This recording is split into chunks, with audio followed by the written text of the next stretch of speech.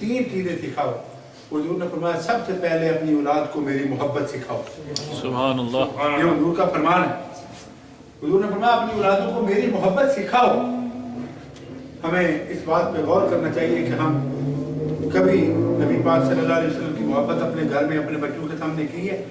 कभी अपने बच्चों को कभी कोई सलीका, कोई तरीका, कोई सुन्नत, कोई नबी पाक सल्लल्लाहु अलैहि वसल्लम का कोई मैसेज उनके सामने कन्वे किया हो, कभी उन्हें कोई सुनाया हो किसी हवाले से?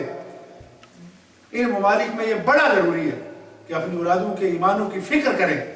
जहाँ हम और कोशिश करते हैं अपनी जॉब की, उनकी अच्छी आसाइश के लिए, रिहाइश के लिए, मकान के लिए, उनकी तालीम के लिए, दुनिया की तालीम के लिए करते हैं, वहाँ ये भी फिक्र करें कि हमारा ये असासा है, हमारी कामयाबी तभी है अगर इनके ईमान महफूज रहे। तो नबी पाक सल्लल्लाहु अलैहि वसल्लम ने फरमाया अपनी औलादों को सबसे पहले मेरी मोहब्बत सिखाओ।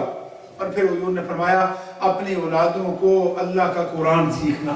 ये हुजूर ने फरमाया अल्लाह का कुरान सिखाओ अपनी औलादों को। एहतिमाम करो अपनी औलादों के कुरान सीखने के लिए, एहतिमाम करो, अल्लाह का कुरान सिखाओ।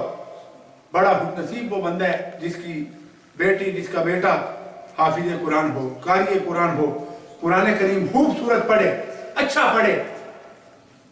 और हमें चाहिए कि इस चीज़ का एहतिमाम करें कि हमारे बच्चे अच्छे उस्ताद से पढ़ें, अच्छे कारी से पढ़ें, ताकि अच्छा कुरान करीम पढ़ सकें। फिर हुजूर ने फरमाया अपनी औलादों को मेरी आले पाक की मोहब्बत सिखाओ।